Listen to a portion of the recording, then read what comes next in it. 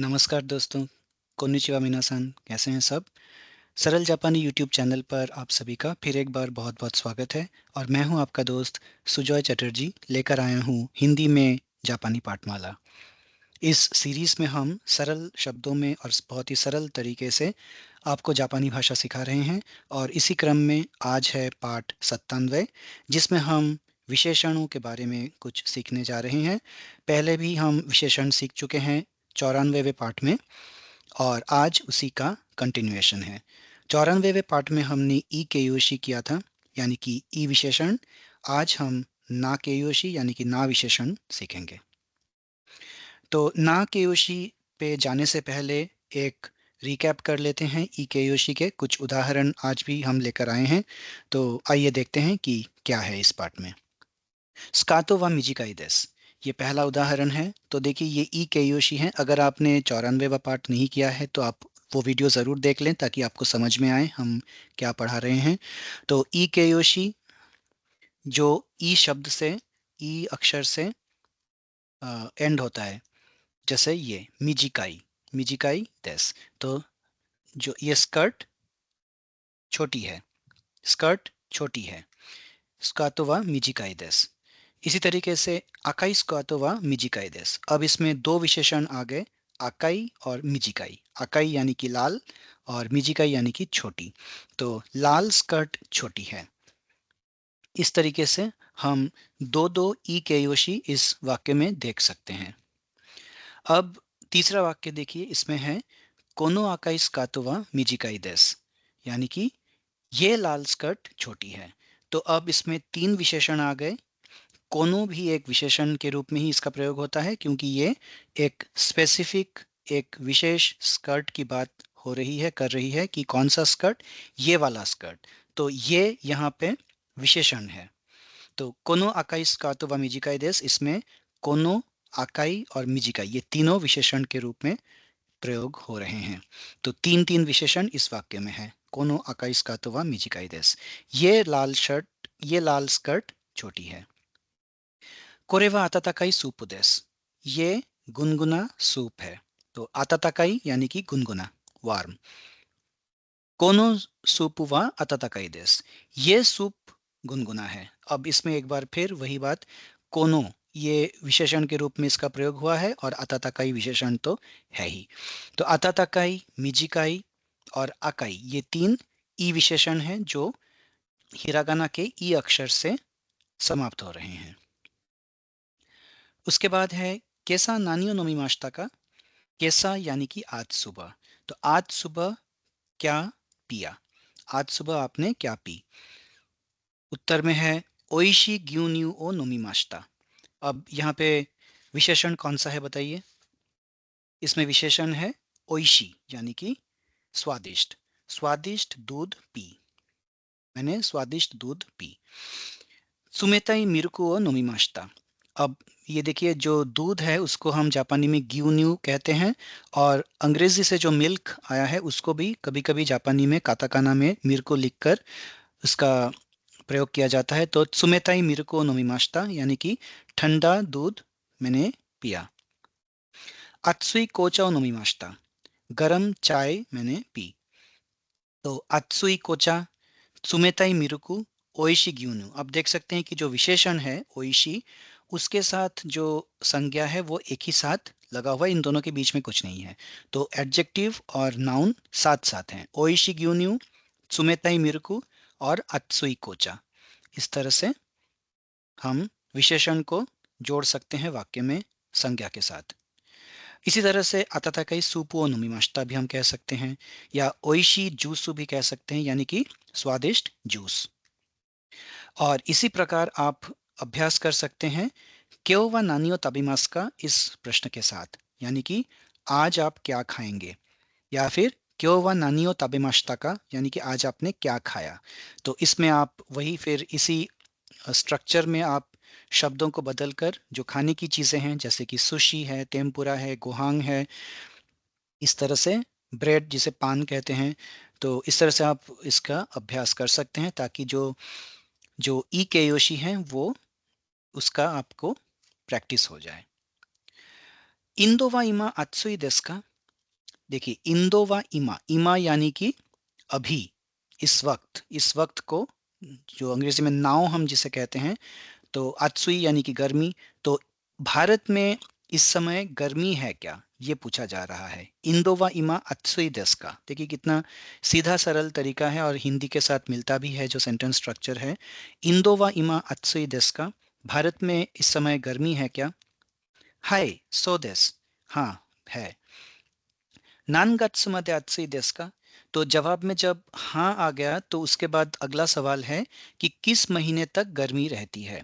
नान गत्स यानी कि किस महीने तक। आप इन कांजियों पे भी नज़र डालते चलें क्योंकि ये सब कांजी हम कर चुके हैं। जो ये जो मुश्किल कांजी है ये हमने नहीं किया है, लेकिन ये जो सिंपल वाले हैं वो सब हम कवर कर चुके हैं। तो ये नान और ये गत्स यानी कौन सा महीना। तो कौन से महीने, फिर मादे पार्टिकल हो गया, तो कौन से महीने तक अत्सुई देश का गर्मी होती है। अब इसमें जवाब थोड़ा सा लंबा है लेकिन आप समझ जाएंगे। किता इंदोवा कुगत्स मध्य अत्सुई देश। तो हम पार्ट बाय पार्ट इसको समझते हैं। किता गत्सवा, किता इंदोवा कुगत्स मध्य अत्सुई देश, यानी कि किता यानी कि उत्तर दिशा, तो उत्तर भारत। किता इंदो यानी कि उत्तर भारत में 9वें महीने यानी सितंबर तक गर्मी होती है। केदो, केदो जो है ये कंजंक्शन है, एक समुच्चय बोधक शब्द है। ये वैसे एक पार्टिकल है, जैसे हम देमो का प्रयोग करते हैं, केदो का रोल भी वही है जो देमो का है, यानी कि बट। लेकिन ये इनफॉर्मल कन्वर्सेशन में केदो का प्रयोग होता है और देमो का, जो औपचारिक कन्वर्सेशन होता है, फॉर्मल कम्युनिकेशन में देमो का प्रयोग होता है। तो केदो, लेकिन मिनामी इंदो वा इचिनेंजू अत्सुई देश, दक्षिण भारत में साल भर गर्मी होती है। मिनामी यानी कि दक्षिण, और इचिनेंजू यानी कि साल भर, ऑल ईयर राउंड। तो किता इंदो वा कुगत्स मध्य अत्सुई देश के दो, मिनामी इंदो वा इचिनेंजू अत्सुई देश। उत्तर भारत में सितंबर तक गर्मी रहती है लेकिन दक्षिण भारत में साल भर गर्मी रहती है। तो इसी तरीके से दिसंबर और जनवरी के जो महीने हैं उसके लिए आप सामूहिक विशेषण का प्रयोग कर सकते हैं। फरवरी और मार्च महीनों के लिए सुजुशी का प्रयोग कर सकते हैं, जिसका अर्थ है कि प्लेजेंट वेदर, यानी कि आरामदायक सुहाना मौसम, जिसे हम कहते हैं वसंत ऋतु वाला। और मई और जून यानी कि बहुत गर्मी का सीजन है, समर है, तो अत्सुई। इस तरह से आप इसी स्ट्रक्चर में कुछ वाक्य लिखकर आप प्रैक्टिस कर सकते हैं कि भारत के किस दिशा में, किस साइड में कब गर्मी होती है, कब ठंड होती है, कब बारिश का मौसम होता है वगैरह। योरू नानियो शिमाश्ता का, योरू यानी कि पिछली रात। पिछली रात को आपने क्या किया। ओमोशिरोई शोशेत्सु योमिमाश्ता। ओमोशिरोई यानी कि दिलचस्प या रोचक, शोसेत्सु यानी उपन्यास। तो दिलचस्प उपन्यास पढ़ा, मैंने एक दिलचस्प उपन्यास पढ़ा, एक रोचक पुस्तक पढ़ी। त्सुमारानाई रोनबुनो यमिमाश्ता। अब त्सुमारानाई ओमोशिरोई का विपरीत है, विलोम शब्द है। त्सुमारानाई यानी कि बोरिंग, तो बोरिंग पेपर पढ़ा। पेपर यहाँ में पेपर से मतलब रिसर्च पेपर से है, कोई थीसिस है, कोई ऐसे है, कोई निबंध है, कोई लेख है, और वो शोध परक लेख है, उसी को रोनबुन कहते हैं। तो त्सुमारानाई रोनबुनो यमिमाश्ता, मैंने एक बोरिंग सा पेपर पढ़ा। इसी तरीके से अभ्यास के लिए, ओइशी गोहांग ओत्सुकुरी माश्ता, मैंने स्वादिष्ट खाना बनाया। ओमोशिरोई एगा ओ मिमाश्ता, एक इंटरेस्टिंग फिल्म देखी। ओमोशिरोई होनो योमिमाश्ता, एक रोचक किताब पढ़ी। ओइशी गोहांग ओ ताबेमाश्ता, स्वादिष्ट खाना खाया। तो पिछले रात मैंने ये सब किया।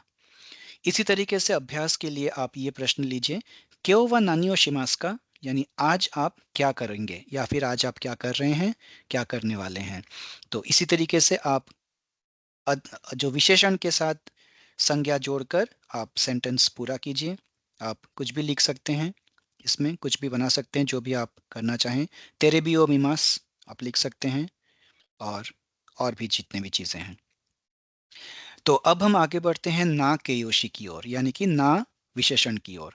तो ना केयोशी को समझने के लिए अगर हम ई केयोशी के साथ उसकी तुलना करते चलें, तो ये जो कॉन्सेप्ट है वो अधिक क्लियर होता जाएगा, इसलिए हमने दो सेक्शन बना लिए हैं दोनों में डिस्टिंग्विश करने के लिए। तो ई ई एडजेक्टिव से शुरू करते हैं। जो ई विशेषण है वो मूलतः जापानी मूल के शब्द हैं, यानी कि वो जापानी शब्द हैं जिनका ओरिजिन जापानीज है। और जो ना एडजेक्टिव्स हैं वो बाहर से आयातित हैं, यानी कि इंपोर्टेड हैं विदेशी शब्दों से, और मुख्य रूप से ये चीनी भाषा से आए हुए हैं, ये विशेषण जो ओरिजिनली जापानी भाषा में नहीं थे। तो इन्हें ना एडजेक्टिव कहते हैं, और ना एडजेक्टिव क्यों कहते हैं वो अभी हम देखेंगे अभी। तो उससे पहले जो ई विशेषण है वो हिरागाना के ई ध्वनि से खत्म होते हैं, जैसा कि आपने देखा, जैसे कि ओ की, ची साई, अत्सुई, सामुई, ओमोशिरोई, इस तरह से जितने भी हैं सब ई से, तुम्हारा नाई, इस तरह से सुमेताई, और भी जो बाकी हैं। और जो ई से ख़त्म नहीं होते हैं वो ना एडजेक्टिव्स के कैटेगरी में आते हैं, जैसे कि गेंकी, शिजुका, निगियाका, और भी बहुत सारे हैं जो ई अक्षर से समाप्त नहीं होते हैं। लेकिन अब एक्सेप्शंस भी हैं दोनों में। ई केयोशी में एक्सेप्शंस देखिए, मुरासाकी यानी कि बैंगनी रंग, मिदोरी हरा रंग, ये सब ई केयोशी के ही कैटेगरी में आते हैं, लेकिन ये ई से ख़त्म नहीं हो रहे हैं। उसी प्रकार ना केयोशी में भी कुछ ऐसे हैं जो ई से ख़त्म हो रहे हैं, लेकिन ये ई केयोशी नहीं है, जैसे कि किरई यानी सुंदर, और किराई यानी कि घिनौना। तो ये जो दो उदाहरण हैं ये ना एडजेक्टिव्स इसलिए हैं ई होते हुए भी लास्ट में, क्योंकि ये चीनी भाषा से आयातित हैं, ये जापानी मूल के शब्द नहीं है ओरिजिनली। इस वजह से अंत में ई की ध्वनि होने के बावजूद ये ई विशेषण नहीं है। तो ई विशेषण जो है, जैसा कि हमने अभी थोड़ी देर पहले कहा, विशेषण और संज्ञा के बीच में कुछ भी नहीं है, तो विशेषण और संज्ञा साथ साथ आते हैं, तो ए एन फॉर्मेट फॉलो करते हैं। जैसे कि आपने देखा, ओमोशिरोई शोसेत्सु ओ योमिमाशिता, ओमोशिरोई शोसेत्सु ओ योमिमाशिता, यानी कि इंटरेस्टिंग नॉवल। इसी तरह से सोरेवा अत्सुई ओचा देस, गरम चाय, तो गरम और चाय के बीच में कुछ नहीं है। लेकिन जो ना एडजेक्टिव्स हैं उनके केस में विशेषण और संज्ञा के बीच में ना अक्षर आता है, या फिर ना अक्षर लिखना जरूरी हो जाता है। जैसे कि किरेई ना उन्नानो हितो, यानी कि सुंदर लड़की। अगर हम लिखें कि उन्नानो हितो वा किरेई देस, तो ठीक है, वहां पे ना की जरूरत नहीं है। लेकिन अगर हम विशेषण पहले लिख रहे हैं, संज्ञा से पहले लिख रहे हैं, तो विशेषण और संज्ञा के बीच में ना जोड़ना जरूरी है। और यही जो है, यही मुख्य जो अंतर है, ये यही है ई एडजेक्टिव और ना एडजेक्टिव के बीच। तो इसी तरीके से गेंकी ना कोदोमो देस, यानी कि बहुत ही जीवंत या स्वस्थ बच्चा है। तो अब कुछ उदाहरण हम देखेंगे ना के योशी के, यानी ना विशेषण के। ओन्नानो हितो वा किरेई देस।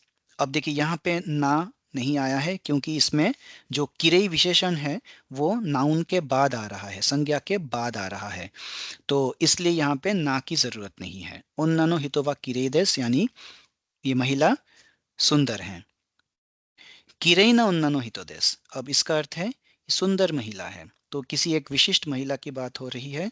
किरेई ना ओन्नानो हितो, ये एक सुंदर महिला है। कोदोमो वा गेंकी देस और गेंकी ना कोदोमो देस, ये भी उसी तरीके से है कि बच्चा कोदोमो वा गेंकी देस, यानी कि बच्चा स्वस्थ है, जीवंत है, और गेंकी ना कोदोमो देस यानी कि स्वस्थ या जीवंत बच्चा है। किरेई ओन्नानो हितो देस और गेंकी कोदोमो देस ये गलत हो जाएगा, क्योंकि किरेई और गेंकी जो है ये ना विशेषण है, तो विशेषण के बाद हम जो संज्ञा है उन दोनों के बीच में ना जोड़ना जरूरी है। तो ध्यान रखें कि आप अंत में ई देखकर इन्हें ई केयोशी समझकर आप सीधे सीधे विशेषण को संज्ञा से ना जोड़ते हैं, तो वो गलत हो जाएगा। तो किरेई ना उन्नानो हितो और गेंकी ना कोदोमो, ये सही है।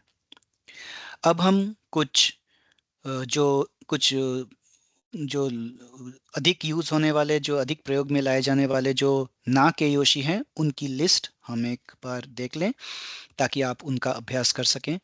तो साइड बाय साइड हम कांजी भी देते चले जा रहे हैं, लेकिन कांजी आपको याद करने की अभी ज़रूरत नहीं है क्योंकि ये अभी तक हमने कांजी के पाठों में नहीं किया है। तो ये बस रिप्रेजेंटेशन पर्पस के लिए हमने दिया है ताकि आप एक बार अपनी नज़र दौड़ा लें, अदरवाइज आप हिरागाना में इनका अभ्यास कर सकते हैं। तो पहला है गेंकी, यानी स्वस्थ या जीवंत।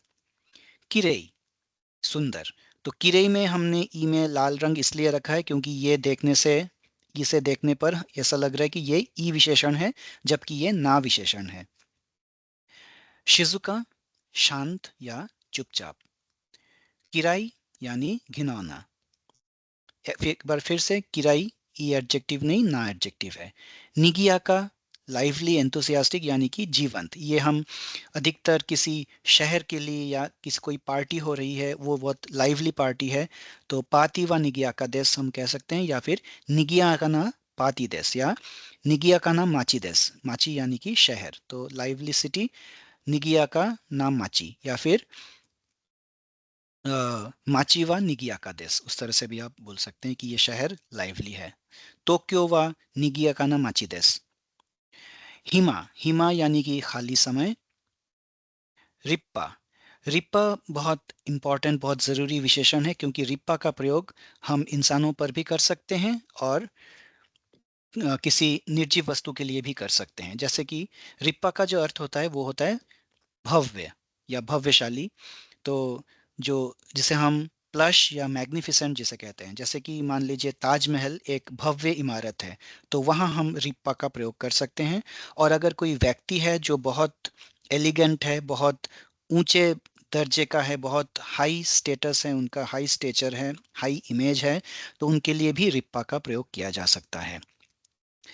बेनरी यानी कि सुविधाजनक। बेनरी। माजी में ट्रू कैरेक्टर लेबोरियस यानी कि बहुत ईमानदार और जो सच्चाई के साथ काम करता है। ये विशेषकर ये हम स्टूडेंट्स के लिए इस विशेषण का प्रयोग किया जाता है, जो बहुत ही ईमानदारी से, लगन के साथ और मेहनत के साथ काम करता है। तो मेहनती के लिए माजिमे का प्रयोग किया जा सकता है। कांतान, आसान। जैसे कोई प्रश्न इजी है तो उसके लिए हम कांतान का प्रयोग कर सकते हैं। यू में, एक बार फिर ई से खत्म हो रहा है, लेकिन ये ई केयोशी नहीं बल्कि ना केयोशी है। तो यू में यानी कि प्रसिद्ध या मशहूर। तेनई, एक बार फिर ई से खत्म हो रहा है लेकिन ये है ना केयोशी। तेनई यानी कि विनम्र स्वभाव का, पोलाइट। शिनसेत्स यानी दयालु, काइंड। जोजु, ये इसका अर्थ है कि किसी चीज में पारंगत, प्रोफिशिएंट या गुड एट, यानी कि सिद्धहस्त। किसी पर्टिकुलर फील्ड में, किसी आर्ट में या किसी में भी पारंगत जो है, जो सिद्धहस्त हैं, उनके लिए जोजु विशेषण का प्रयोग किया जाता है। स्तेकी, स्तेकी का अर्थ है स्टाइलिश, यानी कि जो जो कोई वस्तु या कोई इंसान जो काफी स्टाइलिश वे में रहता हो। तो अब हम कुछ वाक्य देखेंगे। जिशो व बेनरी देस। जीशो यानी कि शब्दकोश। तो शब्दकोश सुविधाजनक है क्योंकि शब्दकोश से हमें काफ़ी फ़ायदा होता है, काफ़ी हम शब्दों के अर्थ जान सकते हैं। तो जिशो व बेनरी दस, यहाँ पे हम बेनरी विशेषण का प्रयोग कर रहे हैं कि डिक्शनरी बहुत यूज़फुल है, कन्वीनियंट है। अब हम इसको अगर हम उल्टा कहें, बेनरी ना जिशो दस, तो अगर ये ई केयोशी होता तो हम कहते बेनरी जिशोदस, लेकिन क्योंकि ये ना केयोशी है तो बेनरी ना जिशोदस, यानी कि ये सुविधाजनक शब्दकोश है। यानी कि इसमें हम एक स्पेसिफिक डिक्शनरी की बात कर रहे हैं, जबकि जो पहला वाक्य था वो जेनेरिक था, जिशो व बेनरिदेस, यानी कि शब्दकोश सुविधाजनक है। जबकि दूसरे में हम कह रहे हैं कि सुविधाजनक डिक्शनरी है, यानी कि कोई एक पर्टिकुलर, किसी एक पर्टिकुलर जिशो की हम बात कर रहे हैं जो सुविधाजनक है, बेनरी है। तो ये फर्क है जिशो व बेनरिदेस और बेनरी ना जिशोदस में। इसी तरीके से हितो व शिनसेत्सुदेस, वो ये व्यक्ति दयालु है। और शिनसेत्सुना हितोदेस यानी कि ये दयालु व्यक्ति हैं। तो एक स्पेसिफिक इंसान की बात हो रही है अब। गाक्सेई व माजिमेदेस, the students are serious, laborious, मेहनती हैं। माजिमेना गाक्सेई देस, ये मेहनती विद्यार्थी है। हनावा किरेई देस, फूल सुंदर हैं। तो ये एक जेनेरिक स्टेटमेंट है कि फूल सुंदर हैं। और किरेना हनादेस यानी कि ये एक सुंदर फूल है। तो फिर से किसी स्पेसिफिक फूल की बात हो रही है। तो इंग्लिश में वैसे ही है जैसे flowers are beautiful and these are beautiful flowers. तो दीज आर ब्यूटीफुल फ्लावर्स यानी कि हम किसी विशिष्ट फूलों की बात कर रहे हैं उनकी तरफ पॉइंट करके, और तब विशेषण पहले आता है किरेना हनादेस। और जेनेरिक स्टेटमेंट्स में कि फूल सुंदर हैं तो हनावा किरेइदेस। इसी तरीके से किरेना बाशो यानी कि सुंदर जगह, और किरेना ओयोमेसान यानी कि सुंदर दुल्हन। रिप्पाना तातेमोनो देस। रिप्पाना तातेमोनो देस। रिप्पा जैसे कि हमने आपको बताया, ये हम निर्जीव वस्तुओं के लिए भी इसका प्रयोग कर सकते हैं और इंसानों के लिए भी कर सकते हैं। तो रिप्पाना तातेमोनो देस यानी कि सुंदर भव्य इमारत है, ये एक भव्य इमारत है। हनसम ना हितोदेस, he is a handsome man. तो ये पुरुषों के लिए इस विशेषण का प्रयोग होगा, जो सुंदर बलशाली या पौरुष युक्त जो पुरुष हैं उनके लिए हनसम इन इस विशेषण का प्रयोग किया जा सकता है। और आप जैसे कि देख सकते हैं इसे काताकाना में लिखा गया है, यानी कि ये हैंडसम जो शब्द है अंग्रेजी में उसी को जापानी में हनसमु लिखा गया है। हनसम ना हितोदेस। यूमेई ना शेफ सांदेस। तो यूमेई यानी कि पॉपुलर, फेमस। तो जो ये प्रसिद्ध, ये एक मशहूर शेफ हैं। जोजू ना काशुदेस। जोजू यानी जैसे हमने कहा पारंगत सिद्धहस्त, जैसे कि कोई गायक। तो ये गायक अपने विधा में अपनी कला में पारंगत है। ही is a good proficient singer. तो जोजुना काशुदेस, ये फलाना गायक जो है वो बहुत ही गुणी है। अब कुछ और उदाहरण देखिए। ओतोसान यानी कि पिताजी, जिन्हें चीची भी कह सकते हैं। तो चीची व शिनसेत्सु देस, मेरे पिताजी दयालु हैं। तो चीची जब हम कहते हैं तो अपने पिता के लिए ही कहते हैं, इसलिए चीची का अर्थ माई फादर हो गया, मेरे पिता हो गए। और इसी को अगर हम ना लगाकर करना चाहें तो चीची व शिनसेत्सुना हितोदेस कह सकते हैं। तो अब हितो एक संज्ञा हमने डाल दिया, तो विशेषण और संज्ञा के बीच में ना लगाया जाएगा। तो अब इसका अर्थ हो जाएगा कि मेरे पिताजी एक दयालु व्यक्ति हैं। व्यक्ति अब इसमें जुड़ गया। इसी तरीके से ओकासान या हाहा जो मम्मी के लिए प्रयोग होता है, और विशेषण हम इसमें यूज कर रहे हैं तेई यानी कि विनम्र। तो मेरी माँ विनम्र हैं, विनम्र स्वभाव की हैं। या फिर ओकासान वा तेनेई ना हितोदेस, मेरी मम्मी एक विनम्र व्यक्ति हैं। ओबासान शिजुका। ओबासान वा शिजुका देस, मेरी चाची शांत स्वभाव की है। और ओबासान वा शिजुका ना हितोदेस, मेरी चाची शांत स्वभाव की व्यक्ति है। तो तेनेई यानी कि विनम्र और शिजुका यानी कि शांत, और शिनसेत्स दयालु। यूमेई यानी प्रसिद्ध। तो कोनोहितो वा यूमेई देस, यानी कि ये व्यक्ति मशहूर है। और कोनोहितो वा तेनेई ना माफ कीजिए, कोनोहितो वा यूमेई ना हितो देस, तो ये व्यक्ति एक प्रसिद्ध व्यक्ति है, इसका ये अर्थ निकलेगा। टोक्यो किरेई। अब हम शहरों में आते हैं। टोक्यो व किरेई देस, टोक्यो सुंदर है। और टोक्यो व किरेई ना माची देस, टोक्यो एक सुंदर शहर है। तो यहाँ पे किरेई और माची के बीच में ना आएगा, क्योंकि किरेई एक ना के योशी है, ना कि ई के योशी। अगर ये ई के योशी होता तो होता टोक्यो व किरेई माची देस। अब क्योंकि वो नहीं है इसलिए ना पार्ट ना लग जाएगा इसके बीच में। नीसान व शिजुका ना हितो देवा आरिमासेन।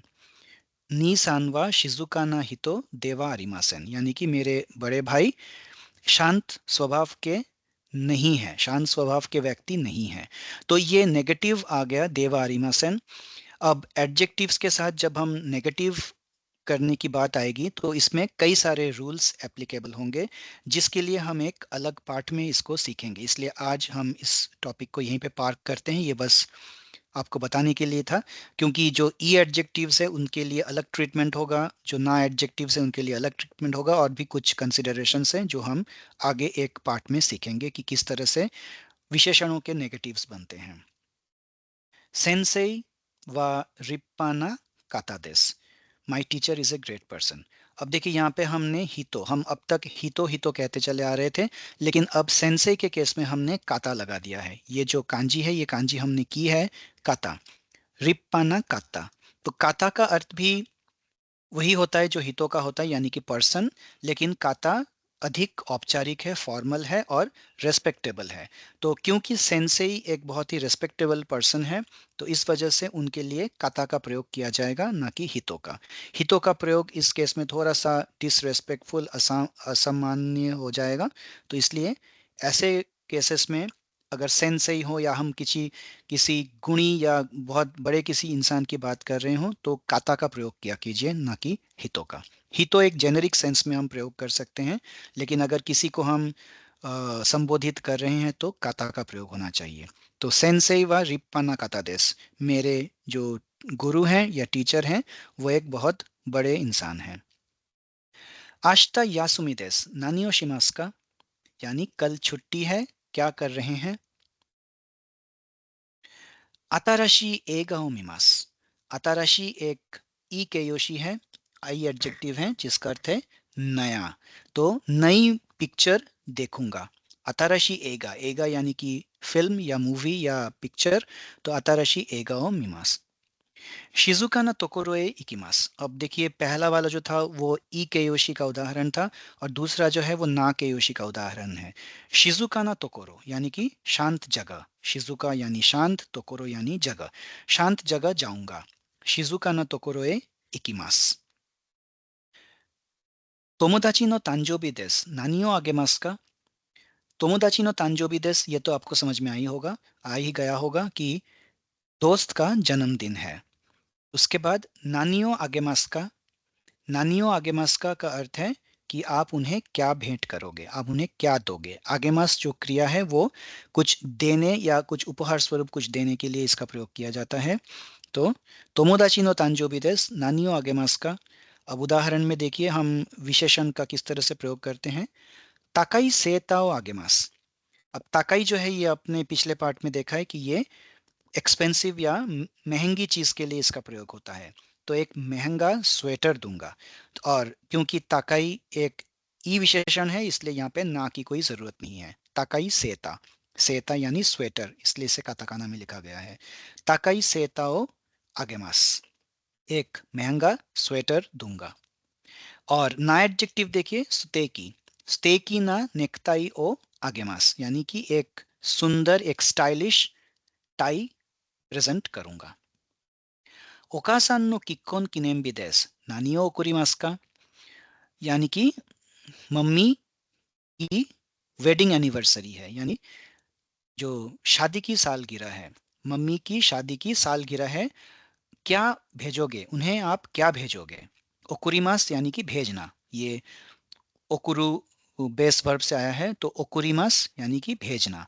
तो मम्मी की वर्षगांठ पर क्या भेजोगे।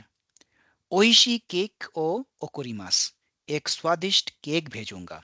ओइशी केकी यानी कि स्वादिष्ट केक। या फिर किरेना किमोनो ओकुरिमास। अब देखिए हम दोनों सवालों में एक ई विशेषण और एक ना विशेषण के उदाहरण दे रहे हैं, ताकि आपको फर्क समझ में आए कि कहाँ पे ना का प्रयोग हो रहा है, कहाँ पे नहीं हो रहा है। किरेना किमोनो ओकुरिमास यानी सुंदर किमोनो भेजूंगा। किमोनो आपको पता होगा या शायद ना हो, ये एक पारंपरिक जापानी ड्रेस है जो महिलाएं पहनती हैं, जो बहुत ही सुंदर और बहुत ही एलिगेंट दिखती हैं इस ड्रेस को पहनने के बाद। तो ये एक बहुत महंगा भी होता है ये ड्रेस, जापानी ड्रेस है, लेकिन जापान में ही इसकी कीमत बहुत अधिक होती है। तो किरेना किमोनो ओकुरिमास, एक सुंदर किमोनो भेजूंगा। तो दोस्तों यही था आज का पाठ, जिसमें हमने ना केयोशी यानी कि ना विशेषणों के बारे में जाना, सीखा और कई विशेषण देखें। अब आपकी आपकी बारी है कि आप किस तरह से इनका अभ्यास करते हैं, ताकि आप इन्हें याद रख सकें।